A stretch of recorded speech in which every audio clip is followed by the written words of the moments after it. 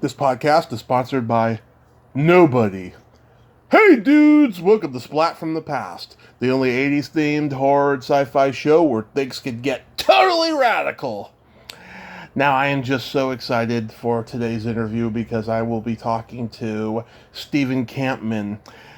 Stephen is a member of 70s Second City in Chicago. He later became a regular on Newhart, and he also worked on WKRP in Cincinnati.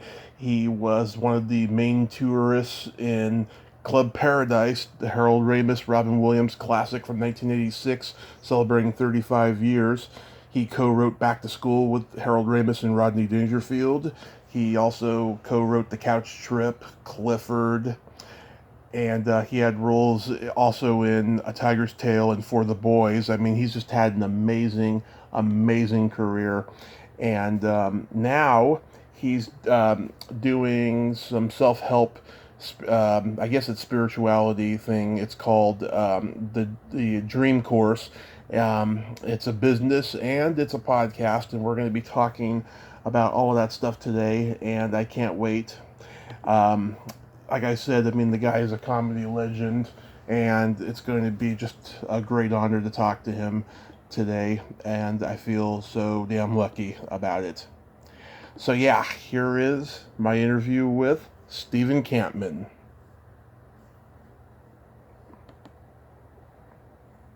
Hello. Good afternoon, Stephen. Welcome to the show, sir. Hey, it's Tommy. Yes, indeed. There you go. How are you? I am great. How are you, sir? I'm good. I'm very good. Well, this is a Except great... you called me sir. Other than that, it was the perfect sentence. I call everybody sir. Don't worry about it. I'm not worried about it. This is such a great honor. Thank you for taking the time today. My pleasure. So let's... Go ahead. I don't know. Are you doing this right now? Is it recording? Yeah, that's why I told you an email. I know. That's good. Okay. But, I'd love, before we get into what my past is, I'd love to kind of have a moment out to say what my present is. That's what I was about to start with. Oh, I'm sorry. I apologize to you. It's okay. So let's start with the Dream Course. Explain to my listeners what the Dream Course is and what the genesis of it is. Okay. Mm-hmm. So it feels like it's out of the blue because of, a 4-decade career in show business. Right. But I actually began when I was 21 thinking I'd be a therapist and got my master's in psychological counseling and wrote my master's thesis on a method of recording dreams. Mm-hmm. And so dreams have always been a part of my life forever, but then I took kind of a 30-year hiatus where I wasn't focused on them career-wise. I was in show business. And then we focused on teaching because we moved our kids back to a boarding school called Blair Academy in New Jersey, where we taught for 12 years and where I developed and had the opportunity to come back to dreams and create a dreams course. The dreams course at its heart is geared for younger people, 20s and 30s, who are looking out at the world and saying it's pretty crazy and don't feel they fit in, and would love to have a different way of approaching their lives. So the course is really about how taking your focus from being external to the inner world where you discover that and live out of those principles. What did you say it's self-help? Yeah, I think that's fair. Yeah. And I have the dreamscourse.org website has more information about what the course is, and it also has to do with there's a podcast that I do with my son Mikey called The Dreams Course. Right. So it's all there in that information, but it's like everything I've done has come down to this. It's like everything that I did in show business has ended up in this spot, and I love where this spot is. All the money's to go directly to Parkinson's research. Right. I have Parkinson's 4 years in, and I'm in battle with it. Good battle. I'm winning the battle. Right. And so I wanted all this course to be any monies, which are very inexpensive anyway. But for the course, it's an 8 to 10 week course. It's about $175, and that money goes directly to different research and things for Parkinson's. Wow, that's amazing. Yeah, I talked to someone with Parkinson's recently. He was stammering the entire way through. I was wondering why he was doing that until at the very end he let me know. Wow, was there a moment in your life where you felt like you needed to be external and not internal? Yeah, I mean, I think that's healthy.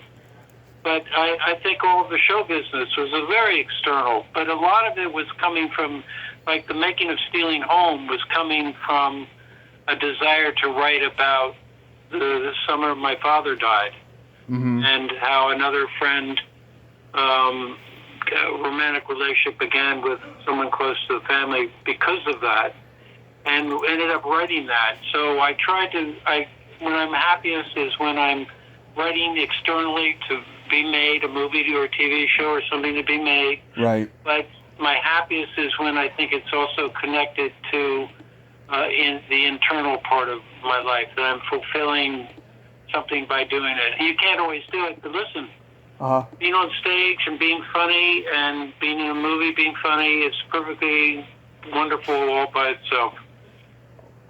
Yeah. How long have you been doing the Dream Course for?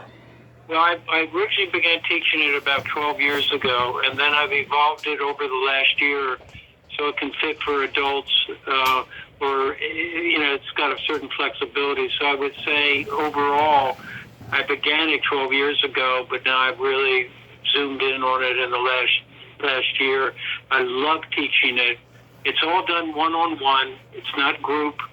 And I just love one-on-one relationships. You get to know the person so much better. Like if you have a dinner party and you invite 10 people over, that's very nice. But if you have just another couple over, you get to know about their lives. You get to know what's going on in their lives. You get to have real dialogue Right. and all that kind of stuff. And the one-on-one proves to be, and it's inspiring for me because it's enough experience, and watching young people trying to figure out how to connect to the world we're in is meaningful, purposeful. Yeah, absolutely. I listened to an episode of the Dream Course. It reminds me of Dee Wallace's radio show that she does on Sundays. It's called The Conscience Creation, where she talks about freeing your inner self, forgiveness, self-acceptance, all of that. But I really like the fact I went on your website, and I just love how so many people were like praising the work you've done and the way you've helped them and stuff. I thought that was magnificent. Kind of brought a tear to my eye. This I have to say. Well, that's nice to say. I just think there's something wonderful when we take parts of our lives that we don't love and we do something with them. I think you were talking about it when you sent me an email about your own life and where you went through and where you've arrived and how the podcast has arrived and your own perception of yourself.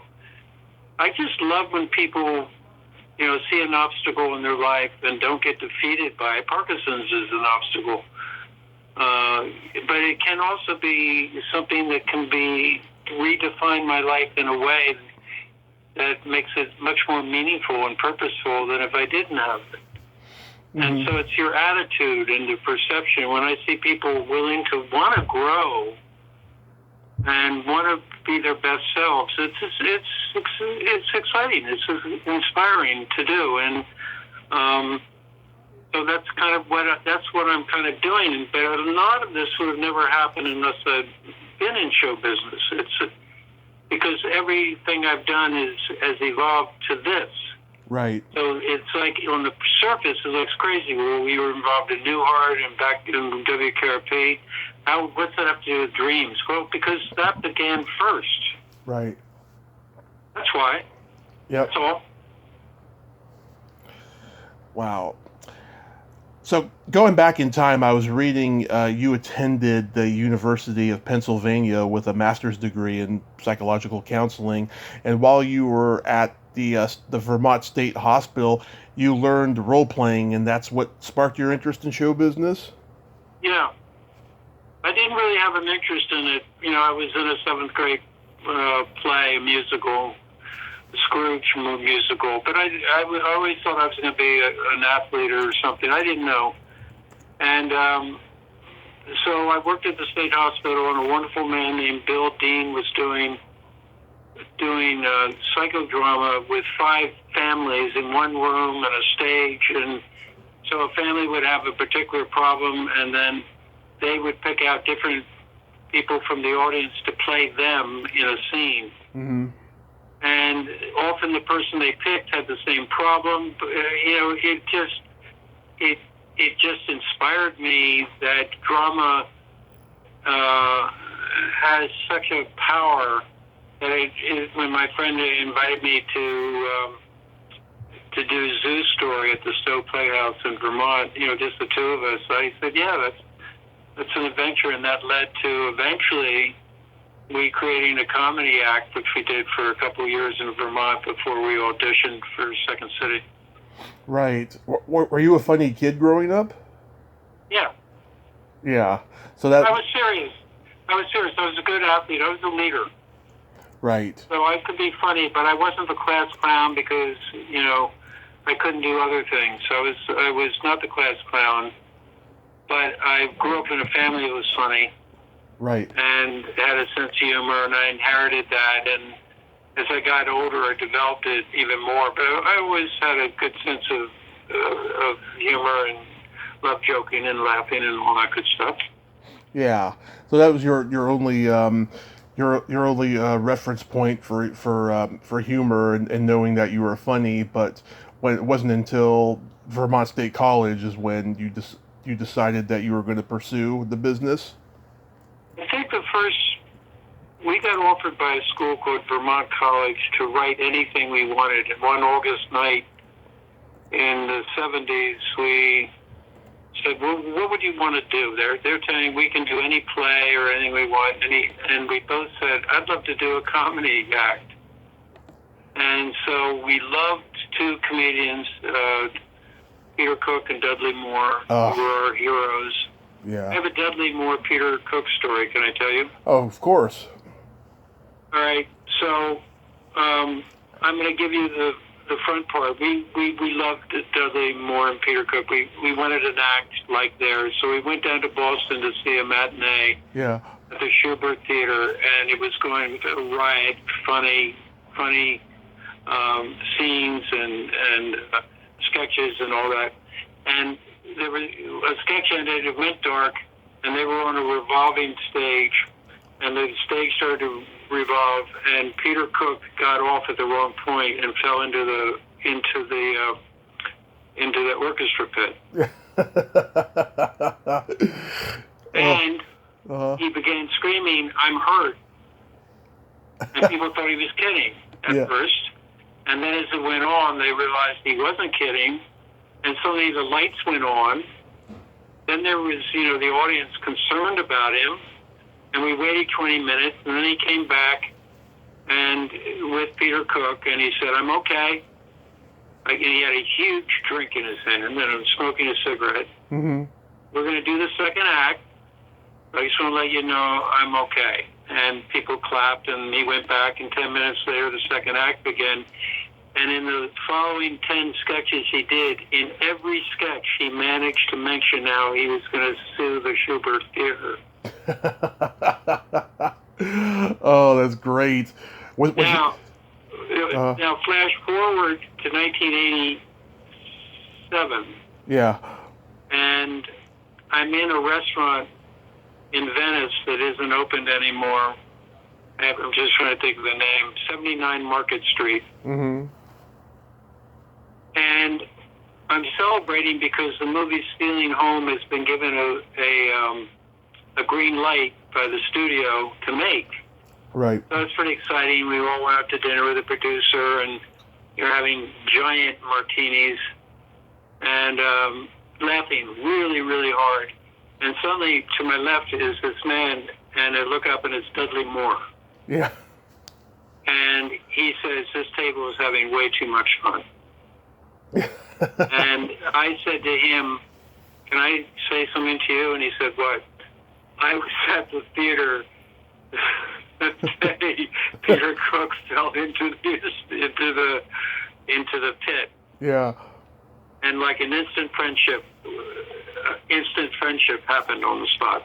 That's my Peter Cook Dudley Moore story. And that was the kind of comedy act we put together, which was pretty pathetic when we first started out. But over time, we got pretty slick with it. And then when we got slick with it, that's when we decided to do a summer of taking risks. One of the risks being to go to Second City and try out. What year did you get to Second City? Well, we went there in like 74, 75. Uh-huh. And 74. And we arrived at the theater. We walked up the steps. We asked to see the head of the place. And he said, what do you want? He said, well, we come from Vermont. We'd like to audition. He said, well, I happen to have the main cast rehearsing right now. Would you like to improvise with them? So we did. We did a couple of scenes, and it seemed to go pretty well. And 3 weeks later, when we were in California on our trip, we got the word that we were accepted into Second City's touring company, which sounds glamorous, except that meant you met at the theater once a week on Mondays, and you got paid by how many people showed up for the show. Right. So, but we moved from Vermont to Chicago in 3 weeks. Wow. And who was there when you got there? So the cast at that time, when the day we walked into after the audition, included Annie Hall, Annie Ryerson. Yep. A guy named Mert Rich. Mm-hmm. A guy named Danny. A guy named George Wendt. Oh, yep. A guy named Jim Sherman, and what proved to be my mentor, a guy named Donnie DiPolo, which I've seen a lot of things at Second City, but when you witness someone do something so funny that he gets a 4-minute ovation, you're witnessing someone who's special. Absolutely. He died very young. He was immensely talented. And we used to gather, and he would give me all sorts of good advice, like, don't ever enter a scene without a joke, and never leave a scene without a joke. Yeah. Was David Rossi there? I didn't know what we were doing, but I ended up doing 1,500 shows at Second City between U.S. and then Canada. And I went up to the Canadian group that had Marty Short and Peter Tortve, myself, Robin. John Candy? John Candy was around. John Candy was doing, in fact, there's a good story there. John Candy was doing SCTV. Right. Dave Thomas came into the cast sometimes. Catherine O'Hara came into it. And I was there for 2 years. Eugene Levy directed our last show that we did for me. And I loved that time up there. It was really, really special. But John Candy was running a improvisational class on Saturdays in order to make a little extra money, and he was doing a movie or doing something, so he asked me to take over, and I did. And this guy came in right before the class and said, "Can I join?" I said, "You can pay." I didn't care. I didn't know him. Yeah. And he proceeded to be in as many scenes and doing all this crazy behavior. And at the end of it, I had people come up to me and say, if that guy comes back next week, I'm not coming. Because he was so good. And that guy was Robin Williams. Oh, yeah. Yeah, I talked to Larry Hankin. He auditioned for Chicago Second City with Robin. That's my dog. Is that all right? Yeah. I've heard plenty of animals in the background. Okay. Yeah. Greta, no. was was David Rashi there? Yeah, I'm there. Hey, hang on a second. Okay. Hey! Hey! Sorry, Tommy. It's okay. It happens. Real life. Yeah. Real life. Stop. Stop.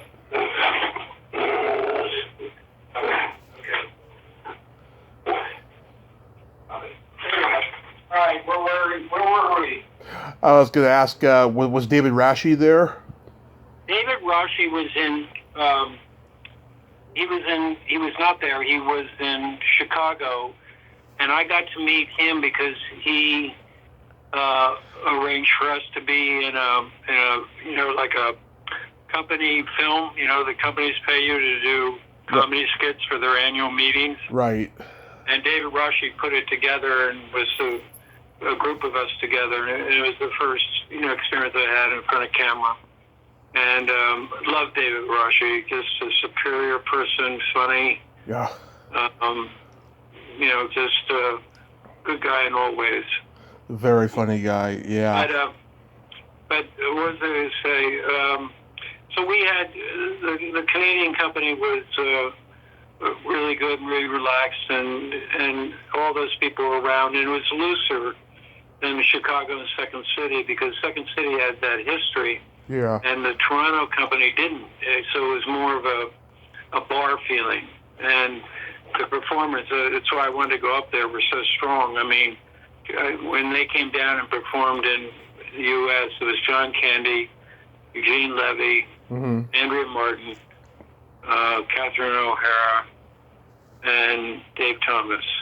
And they were just so good. Yeah. That I sat there on the bench watching them. I was in the main company. And I just said, I want to go work with those people. They were like a cut above. And so I got to work with Eugene. I got to work with Joe Flaherty. I got to work with Marty, of course, and Robin Duke, Catherine, and Marty particularly because I did 4 shows with Marty. And you're watching, just such a top end performer, and to be in the cast with him was just fantastic. Yeah. Was Tony Rosado there? Tony Rosado was there. Yeah. I had an unfortunate kind of run-in with him, but he wasn't in the cast. I think he was in SVTV. Right. And he was also in the touring company, and I directed him in a touring company show. Yeah, he was a pretty good performer too. Very underrated. Yeah, he was kind of a sad series of events. Yeah. Did you ever try out for Saturday Night Live? No, because I was too young for that. I mean, I was too late. I during my growing years in the 4 years of Second City, those were the first 4 years of Saturday Night Live. Right. And by the time I was done, that whole world had changed, and it wasn't easy to get into it at all. Yeah. They were just getting strong. They weren't bringing in a lot of new people. And so we had to make our way, your choice we had, and even that included Marty. At first, and we made our way. 3 of us made our way to LA to try to break into TV and stuff because Saturday Night Live was kind of a long shot. In fact, my wife Judith Kahn is auditioned to play. Got to the semifinals of the auditions, and then she was competing against Gilda Radner.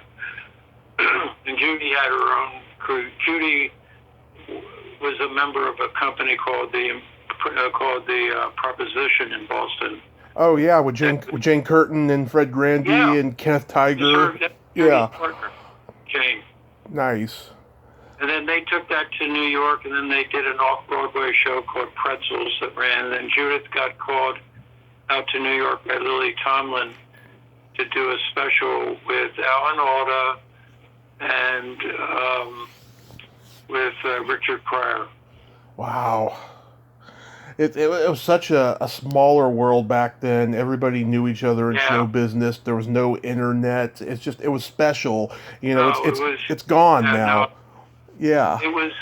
Yeah, I remember, it was smaller, and it was kind of last of that type of that time. It wasn't as fearful. Mm-hmm. You could go into a meeting and pitch an idea for a movie, and by the time you got home, your agent called you and said they want to make a deal. You didn't have to cross every T and dot every I like you do to do now. You have to have written the whole movie basically before they'll accept it. It was friendlier. It was more expansive, and I think we caught the end of that. And so people like Hugh Wilson at WKRP was willing to take a risk on me. Mm-hmm. And so was Barry Kemp, who hired me for Newhart. And I got hired for movies. Same thing. There was more risk-taking. Yeah. It's gone now. I mean, I posted this picture on Facebook a few months ago of the Catch a Rising Star 10th anniversary party. There was Robin, there was Pat Benatar, there was Piscopo, Belzer, and I captioned it, "Remember back when the industry gave everyone a chance because they had talent? Well, look at this group. I mean, it doesn't get any better than this." Right. It's true, it's completely weird now, the way the entertainment industry works. Yeah, and if you look back at the movies that were made in the 70s, which is, approaching my time when I got there in the late 70s. Right. The movies that were made in the 70s were so original and independent.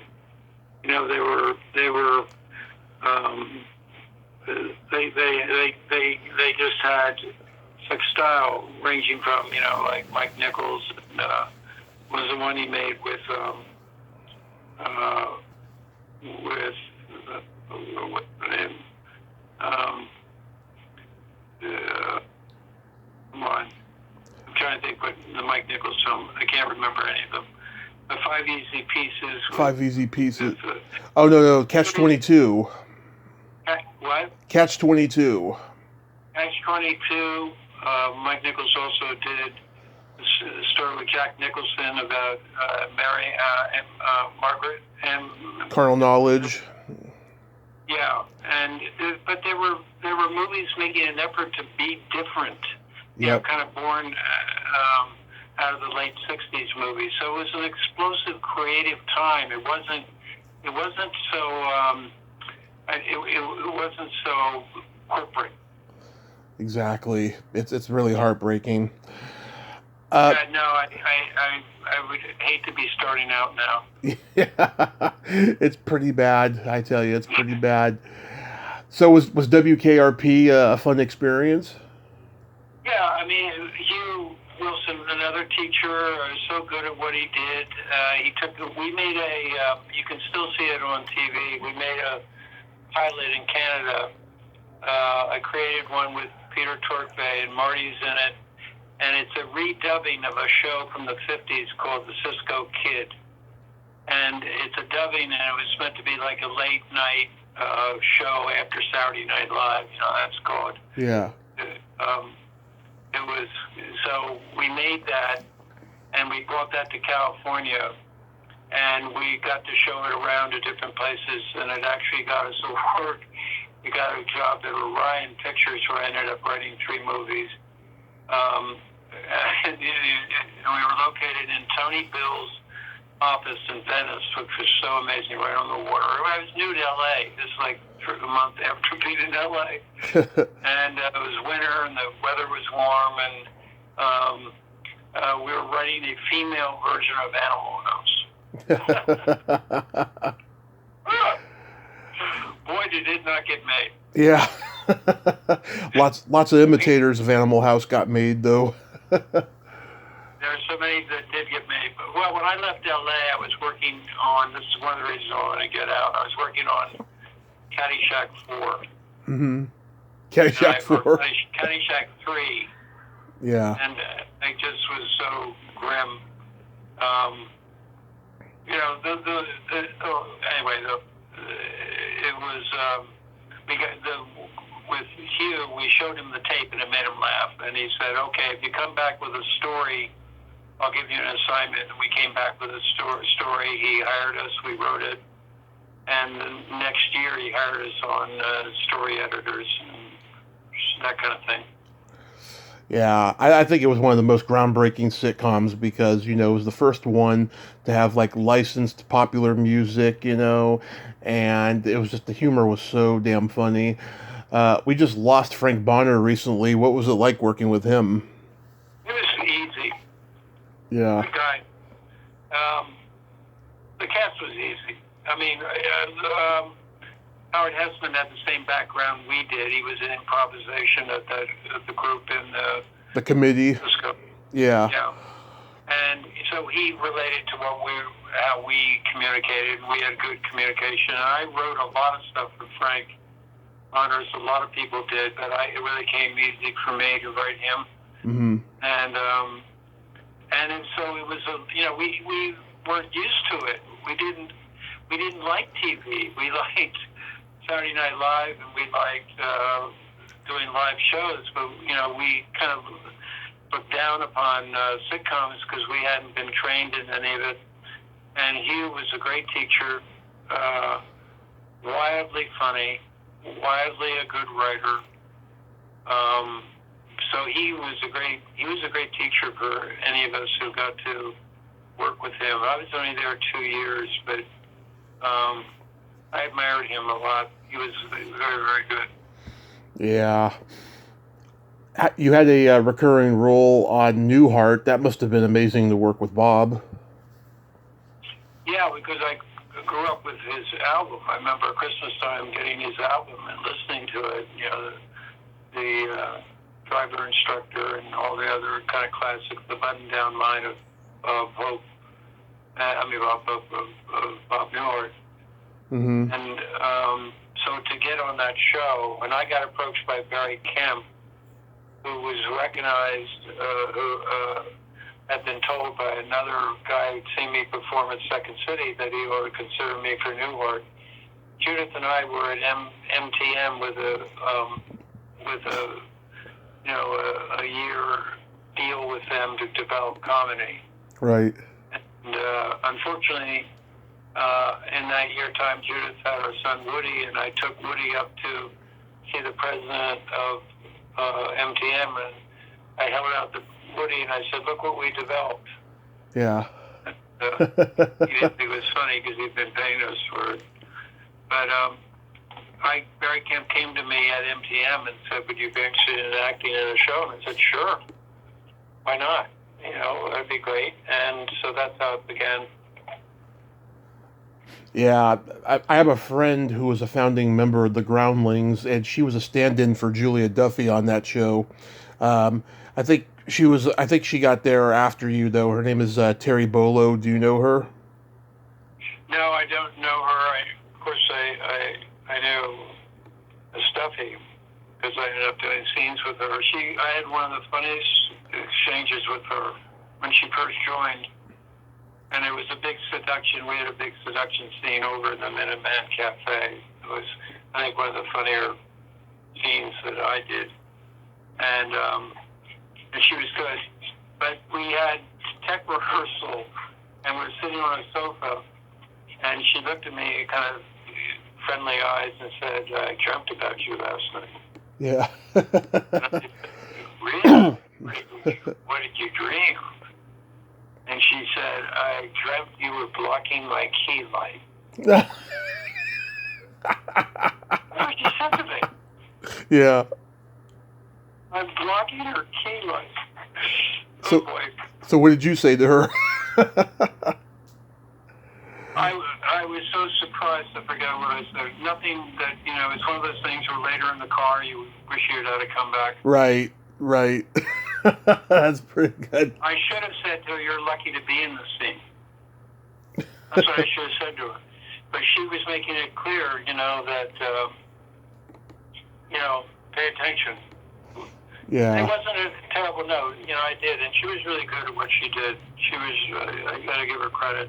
But that was our first kind of moment together before our big scene. I want Yeah. to tell one more story I think that would interest you about Newhart, Go ahead. and I'm going to make it really short. Okay. So it's in my course, but I think it would interest you Mhm. in a different way. It connects the dream world with show business.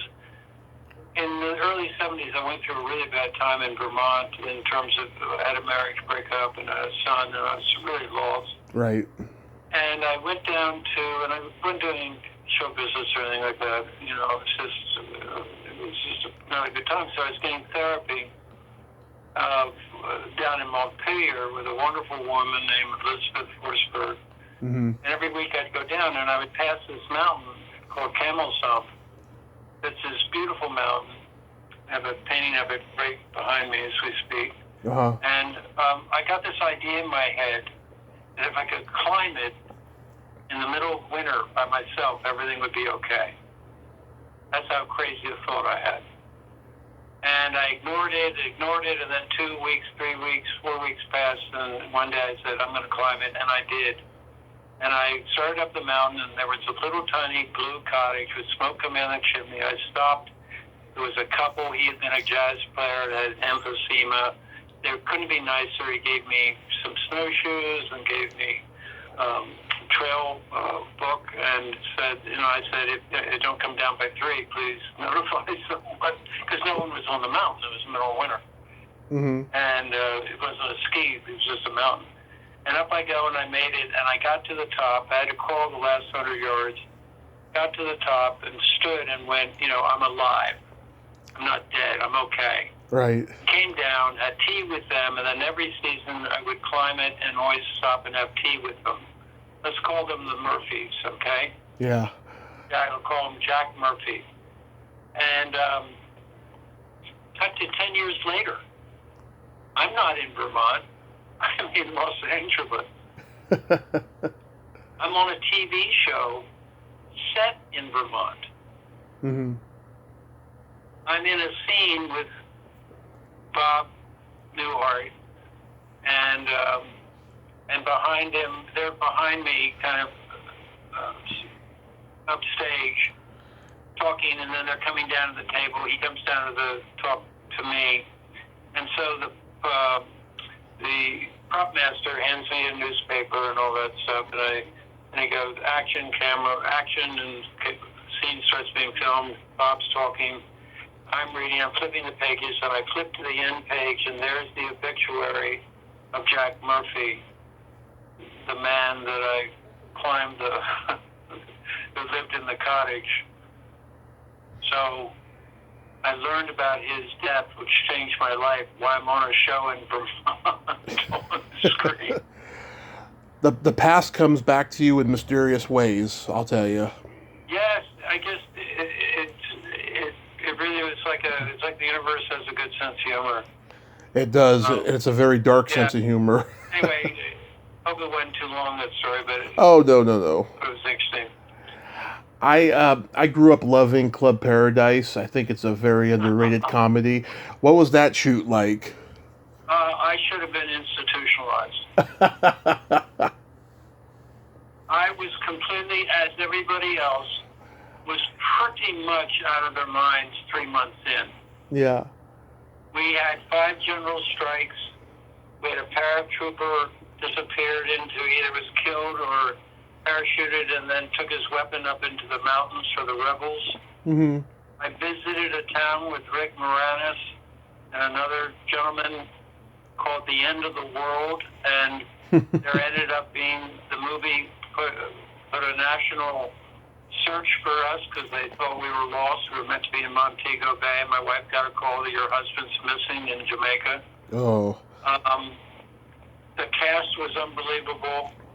My good friend Bob Dolman is married to Andrea Martin, and he came down. He's a great writer. Mm-hmm. And he said, I can't wait to start writing here. And then it was like Heart of Darkness. 3 weeks later, he comes up to me and he hasn't shaved or anything. And he says to me, "Have you noticed the natives have machetes?" And I go, yeah. I said, I want to get one. And so we went in town and got machetes. I'm telling you, I should have been institutionalized. Yeah. It took me when we got back, it took about 6 weeks at least to begin to recover, and that's when Harold Ramis called to say, "Do you want to write back to school?" Wow. Yeah. The documentary of the documentary of Making Club Paradise would have been a absolute classic, including stories like all the guests that are visiting were on the plane, and Yeah. Rick Moranis and Eugene were a couple. They were the potheads, yeah. And Rick refused to discuss with Eugene what their characters were. So we're hearing Harold go, "All right, let's get ready." And Eugene's going, "What are we doing? Who are we?" And Rick kept saying, "We'll figure it out when they start shooting us." Yeah. And we had to shoot it over a couple times before they got their characters that Rick made into, I think they sold meat. They were selling meat in Toronto or something. Yeah. Everyone was just, it was too much fun. It was that kind of trip. I love how you and Andrea Martin counterbalance in the movie. You know, she wants to have fun and you want to be annoyed and complain about everything. You two had really good chemistry, I think. I've been in, thank you. She's actually a friend. She'll be visiting later here in May. Mm-hmm. And, she is one of the funniest women on the planet. Yes. I mean, she anyone who's seen her sketches knows how deeply funny she can be. Oh yeah, she's Edith Prickly. So I think it worked easily with her because she's she what she's going to do, and you just have to kind of hang back and react a bit. The most challenging thing of that movie was interesting. It was written originally for Billy Murray. Yeah. But he didn't do it, and that's when Robin Williams came in. And I think Robin had to be the lead, which had more straighter lines.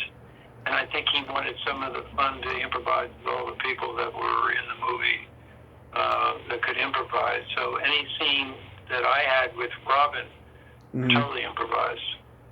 Yeah. Why do you think the movie didn't do well at the box office? Because it seems like it was highly anticipated because of the talent that was involved. Yeah, it's always hard to tell why movies go. And in fact, it's hard to know why they work or don't work. But what the truth on that movie is, that movie's had life. Yeah. It shows on TNT all the time. Yep.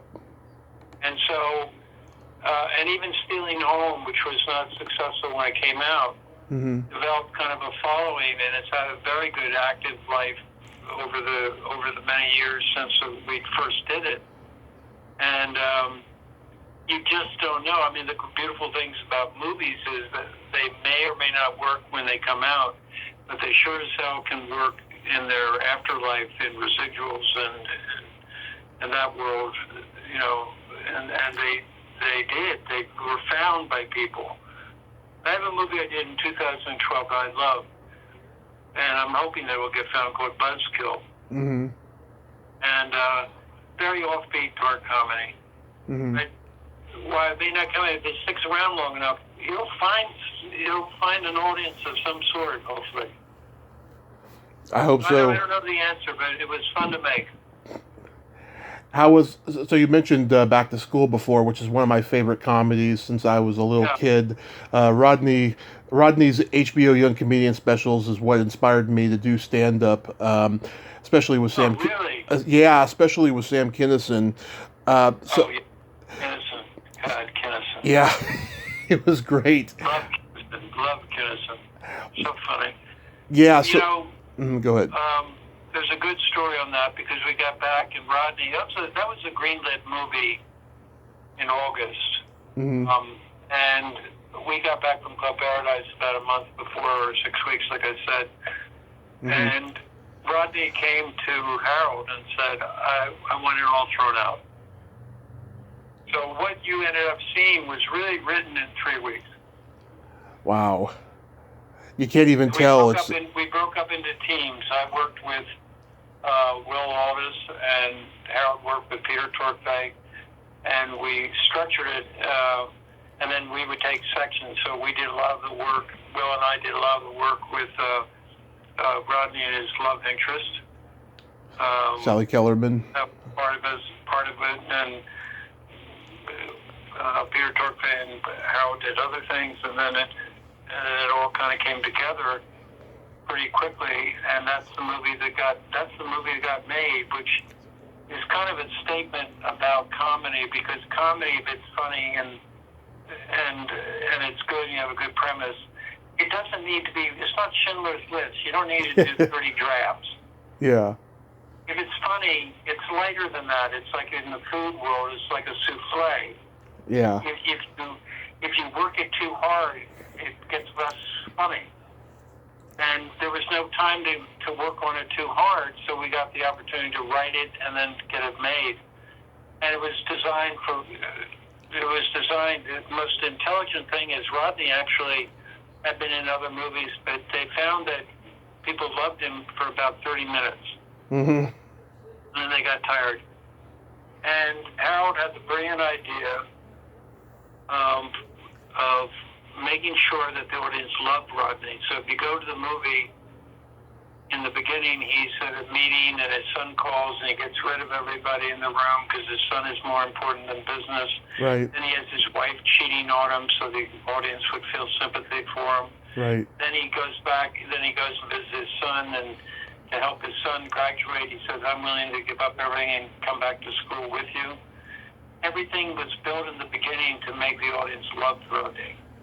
Right. I think you guys succeeded beautifully because, you look at Easy Money and Caddyshack, he's not very sympathetic, he's just obnoxious and crass, but in this movie you guys made him more human, I think. Mm-hmm. That's Harold. You got to give Harold a lot of credit for that. I think he understood that, and Rodney trusted him because I'd done 2 specials, so the specials you talked about that inspired you. Yeah. I worked on those 2, so I knew kind of Rodney, how he worked, and all that sort of thing. Yeah. He got so mad one time because they were wanting him to sing a song with Aretha Franklin. Mm-hmm. And I swear to God, he almost said it. He said, but you're not listening to me. I can't do that. I can't do that. What do you want me to do? And then he was 1 second away from, I get no respect around here. I mean, you almost said it for real. Mm-hmm. Yeah, I have those NBC specials and those HBO specials on DVD. I've had them for a lot of years now. I love watching them. And with those things like Sam Kinison, we knew we were writing for Sam Kinison. It was cast. Yeah. We knew that Rodney, like we put in swimming for Rodney because Rodney swam every day. Yeah. So we did stuff like that. You also then wrote The Couch Trip, which is a very underrated comedy, I feel. How did that come about? After Back to School came about, we got hot in the sense of we were with the winter and that kind of thing, so you always get courted by different studios. And in that case, the youngest executive at Fox, I'm going to flip on his name. It'd take me a second to get it. We got approached by the studio mm-hmm. to adapt a book called The Couch Trip. Uh-huh. And that's kind of exciting to do. So we set about doing that and wrote a draft of that, and eventually got that to, it got made. Danny took the role, and then it got made at Fox. So that was pretty good, and it had Grodin in it. And yep. I ended up doing a couple of movies for Grodin, who was one of my biggest. I just love Grodin's work. Oh, He was the best. Yeah, my dad took me to see Clifford in the theater. Yeah. Yeah. Well, Clifford is an interesting story because I just did people don't know this, but I did an interview for about, I don't know, 2 months ago for an article that's coming out in New York Magazine, the Vulture. It's on digital, it's for that magazine, New York Magazine. Mm-hmm. And it's digital, and it's about the making of Clifford.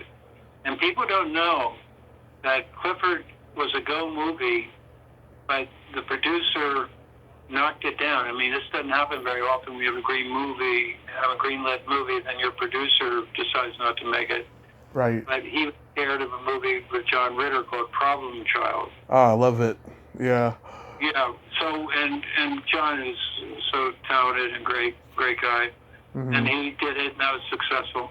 So we didn't do it, but I didn't want to give up on the project. So I went to Marty and I said, "What if we do a screen test of where you play Clifford? So it won't be a real child; it'll be you." And that's what we did for Mike. For Mike Metaboy at Orion, we did a screen test. So I directed it, and Marty and I played Grodin's role, and Marty plays the child. And based on that screen test, the movie got a green light. Oh, wow. Yeah, I still quote that movie to this day. I'm the happiest boy in the whole wide world, Uncle Mental Case. I know. It was so much fun to write that movie because it's all based on a movie from years ago called The Bad Seed, Mm-hmm. where it was an evil. Marty and I always found evil children funny. Right. Yeah. Yes, always found it. So it was hilarious to write, but it had its own struggles. I was on it to direct it, and then I left the film, and then it eventually got made, but didn't get released for a long time. And now, I swear to God, it's like a cult thing for that movie. Oh, yeah. People that love that movie. Comedy Central used to play it all the time.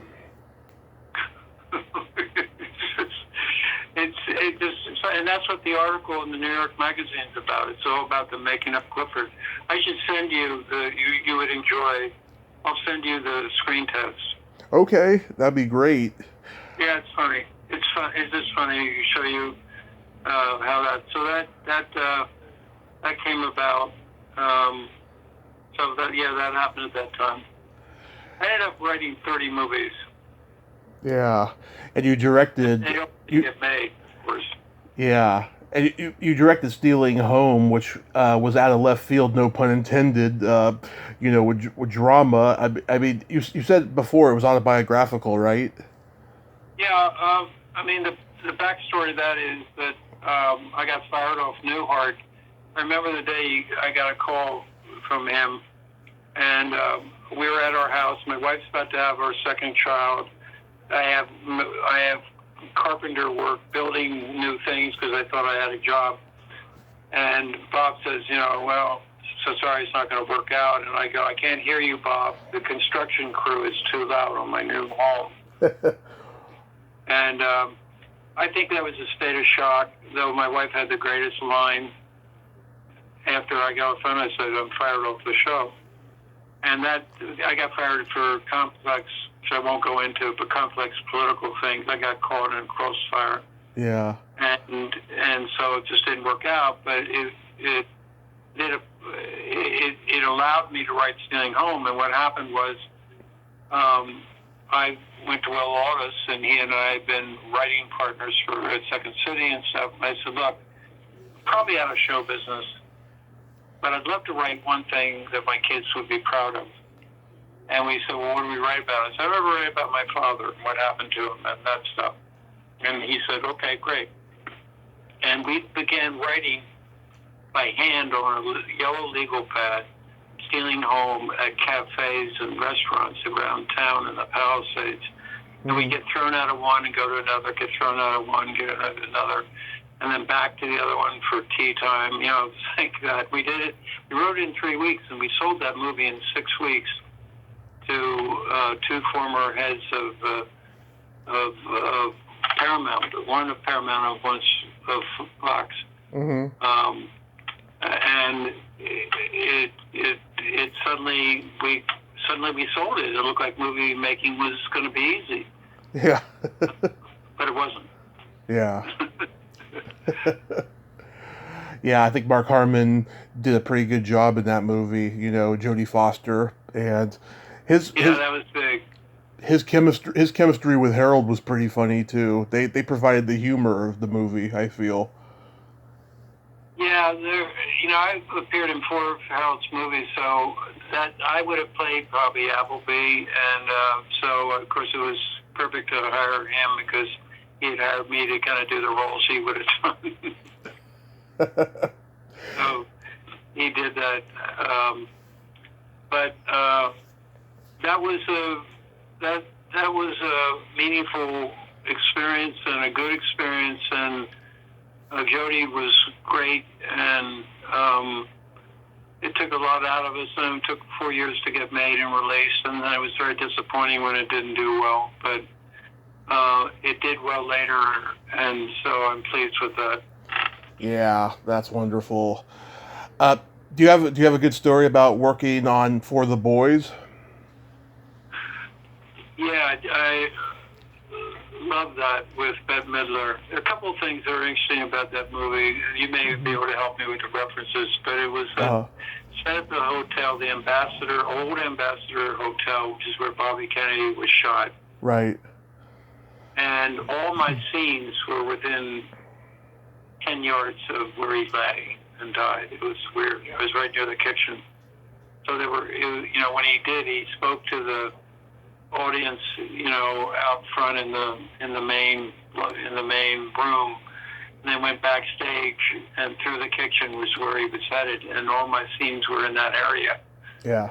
So it had this kind of weird feel to it as I was doing it, like being near something so historic and doing a comedy. In terms of the comedy, I had a small role.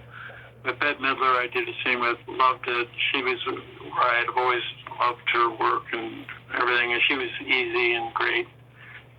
I had a moment in the very beginning, I think I played the producer of the TV show. Right. I had a moment that got cut out, and I'm so sad. I had to improvise for 2 minutes, like ordering people about in the very opening of the movie. And at the end of it, the extras and people applauded. So I thought, okay, great.